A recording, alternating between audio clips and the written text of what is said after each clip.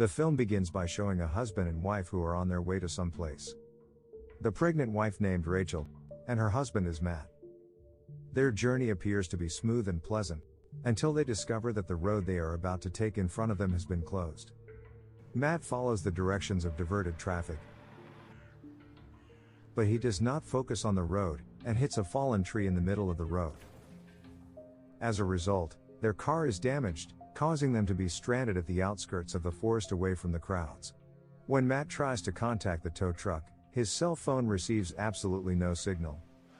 No. Luckily, Matt spots a farm about a half-mile away from where they are. They then decide to walk towards the house. While on their way to the farm, they come across a signboard that states that they cannot enter the area because it is privately owned land. However, they have no other choice but to keep walking into the area. After they begin to enter the farm area, they are suddenly approached by a car driven by a man. The man scolds them and asks them to get out of the area. Even though Matt has explained what he and Rachel are going through, the man still refuses, and tells them to leave his property. However, once he finds out that Rachel is heavily pregnant, plus the child is a boy, he changes dramatically and becomes very welcoming to them. This man's name is Bobby, and he informs his wife, Agnes, that they have a couple of visitors. At first, Agnes refuses to invite them to their house. But after Bobby says that Rachel is pregnant and that the baby is a boy, Agnes gets excited and tells Bobby to bring them home. Following that, Matt and Rachel explain that they just want to borrow his cell phone and don't want to bother Bobby. But Bobby is delighted to invite them up to his house, telling them that the storm had damaged the telephone line, and that they are waiting for a technician to fix it. They then accept Bobby's invitation, and are taken by Bobby to his house. On their way, Rachel sees a girl in a black dress staring at her. When they arrive at Bobby's house, they are greeted by Agnes and her two sons. Their sons named Luke and David. Agnes asks her sons to collect their guest bag, before escorting them to her room where they will sleep for the night. We'll find your phone tomorrow, don't you worry. Well, they are very happy and can't believe that they will get such a service, even though their only intention was to borrow a cell phone. But they are unaware that Agnes can hear them talking from outside the room. And then Rachel is shocked when she sees the girl she had seen previously on their way. But when she tells Matt, her husband doesn't see anyone there. After that, Matt and Rachel are invited to have dinner with Agnes and her family. When they're having a dinner, Rachel sees a photo of Agnes and Bobby with the girl she had seen earlier, and she asks who the girl is. Agnes says the girl is her youngest child named Faith, but Faith is not with them for dinner that day. In fact, it turns out that Agnes adopted Faith as well as Luke and David, because they are not blessed with children. According to Agnes, the God has a better plan for her and her family. They are then surprised to see Bobby suddenly becomes enraged with his son. Don't you about that kind of talk! After dinner, Matt and Rachel return to their room, and Rachel begins to have suspicions about Agnes' family. This is due to the fact that she hasn't seen Faith with them, coupled with the strange behavior of her family. As a result, Rachel asks Matt to get out of this house in the morning. But they suddenly realize that someone is listening in on their conversation from outside the room. However, no one is outside when Matt checks it. Matt then notices that Rachel is tired, so he takes her to sleep. The following morning, Rachel wakes up to the sound of crying. When Rachel turns around, she finds that Matt is no longer there. And she suddenly sees Faith is crying over her two dead parents. Faith approaches Rachel and begins to tell her name. It turns out that it was just a dream. Rachel awakens and says the girl's real name is Ellie Adams. Rachel explains to Matt that Faith is Ellie Adams, whose Ellie's entire family has gone missing and has been on the news for months. She suspects Agnes' family has something to do with this, and they are responsible for the deaths of Ellie's parents. Therefore, she doesn't want to linger any longer, and asks Matt to get out of there right now. After that, they slowly walk down the stairs, but unfortunately, the house door is locked. Matt then takes the key in the key box, but it accidentally falls to the ground. And after that, Bobby appears from behind. Matt says that he and Rachel will continue their journey on foot. However, Bobby just stands there and doesn't say anything. When they are just about to leave the house, It turns out that Luke and David are already in front of the house and holding a weapon. David then hits Matt, as well as Rachel, who is hit by Bobby, causing them both to pass out. After that, Rachel wakes up with her hands chained, and she asks where Matt is. Agnes says that Matt is in a much better place now. Meanwhile, Luke and David are digging up the ground where Matt is going to be buried. They then take off all of Matt's clothes, including his underwear. When Luke is about to kill the fainted Matt, David instead says to bury Matt alive. Luke then tosses Matt's cigarettes and lighter in his coffin, and says he might need them when he wakes up. Rachel, on the other hand, is in the process of giving birth to her child with the help of Agnes.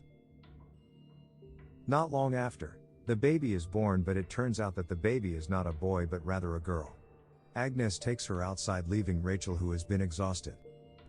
Rachel tries to free her tied hands after seeing Agnes leave. As she manages to free her hands, she picks up the hanging cross, and pretends to be normal when Agnes speaks to her. Food, so we best get cracking with that milk of yours. Rachel, who is already fed up, then hits Agnes, but unfortunately she can't do much once all of them appear. Rachel is once again restrained with cable ties around her wrists and ankles. At this point, Agnes admits that she killed Faith's parents in the name of God. She claims to have saved her adopted children from the clutches of Satan, where she claims Rachel and other parents have infected by evil culture. After she is gagged, she is then taken to a hay shed. Rachel's breast milk is also forcefully pumped by Agnes. Meanwhile, Matt, who has woken up, tries to use his lighter as a light source. Matt doesn't even know where he is now, and he tries to find out by looking around him. He checks the loose side of the crate and found dirt outside. At this point, Matt realizes that he has been buried alive in a coffin. He tries everything he can to break down the side of the crate in order to get himself out of it. He finally makes it out of there without any clothes on. After that, Matt wanders around aimlessly looking for help, but unfortunately, he finds no one there. He doesn't even know where he is right now. Not long after, he comes across a waterfall where he cleans himself up. He also finds a cloth not far from him, and uses it to cover his body. Rachel, on the other hand, tries to free herself from the chains, but her efforts are in vain. Rachel falls asleep again after her efforts, and someone shows up with food and drink for her. And the person turns out to be Faith, or Ellie Adams as she was previously known. Rachel asks Ellie to help her and find something to free her, but Ellie simply walks away and leaves her. The scene then switches to Matt best to find the highway, and he finally comes across two men who are camping. Matt tries to ask them for help and explains everything about what he and Rachel are going through. But when they look at Matt's clothes, they think Matt is drunk and hallucinating. It eventually comes down to Matt having no choice, but to engage the two of them in a fight. After that, Matt takes their clothes and offers a win-win solution. Matt tells them to show him the way to the highway, and he gives them a knife to untie them. Meanwhile, Luke and David comes to see Agnes in Rachel's baby room. They know that Agnes is actually hoping for a boy, and offer her a solution in which Luke and David will have sex with Rachel. From that deed, Rachel will give birth to a boy, which is most likely God's plan for them. Agnes can't believe of what she has just heard, and chases them out of the room. Luke and David, who have never experienced such a thing before, finally decide to meet Rachel in the hay shed. As soon as Matt is able to return to the house, he is helped by Ellie to find Rachel's whereabouts. At the same time, Luke and David try to force Rachel into doing what he wants. Luckily, Matt arrives at the right time and beats them both to death with a pipe. Rachel is relieved to see that Matt is still alive. She informs him that their child has been born and that the child is a girl. Matt is happy after hearing this, and he uses his pipe to break Rachel's iron chains. Agnes, on the other hand, hears a knock from Matt's iron pipe, and Bobby checks it out immediately. We can see that Ellie is trying to attract Agnes' attention by smashing the glass there. When Rachel and Matt want to get out of the hay shed, they find that Bobby is already outside while holding his gun. Matt immediately covers Rachel, and lets himself to be shot to death. Bobby then hits Rachel with his rifle, causing her to pass out. After that, Rachel is again tied up in the same place. When Rachel has regained consciousness, she sees Ellie attempting to free herself from the chains. She notices that Ellie has also been chained up along with her. While at home, Bobby sees that Agnes applying makeup to Luke and David. Agnes, who thinks that Luke and David are still alive, is advised by Bobby to let Luke and David go. They eventually bury Luke and David in the meadow, where there are 3 tomb crosses there. After mourning their deaths, Bobby tells Agnes to go home. But Agnes, who still can't let them go, tells Bobby to go home first. Meanwhile, Ellie and Rachel have finally managed to dismantle the bricks that are connected to the chains. They let go of the chains around their necks and hands, before going to Bobby and Agnes's house to pick up her baby. After she found her room, Rachel looks very happy to see her newborn. But not long after, Bobby has returned home. Rachel and Ellie have no other choice but to hide in the closet. After Bobby checks the baby's condition, he goes out of the room and brings the breast pump with him. But when he arrives at the hay shed, he finds out that Rachel is no longer there. So he immediately grabs his gun and returns to the house. However, this time Rachel doesn't want to hide anymore. She asks to let herself give breast milk directly to the baby without pumping. Therefore, Bobby agreed to her request, but it turns out that Rachel is only holding a cloth. She quickly stabs Bobby with a knife to death. After that, Rachel rushes to get Bobby's cell phone and calls the police. Unfortunately, Agnes arrives home at the same time, and she is suspicious when she notices that the key to the hay shed is still in the lock. She then takes the gun and waits for Rachel outside. Not long after, she leaves with the tractor to go somewhere. Rachel and Ellie then slowly comes out of the house with Bobby's gun. They rushes to the car, but they are unable to find the car keys. It turns out that Agnes is monitoring them from afar.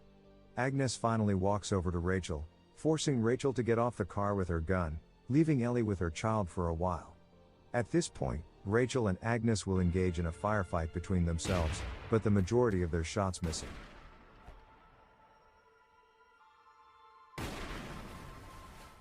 Rachel, who has been shot in the arms and legs, tries to prevent Agnes from taking her baby.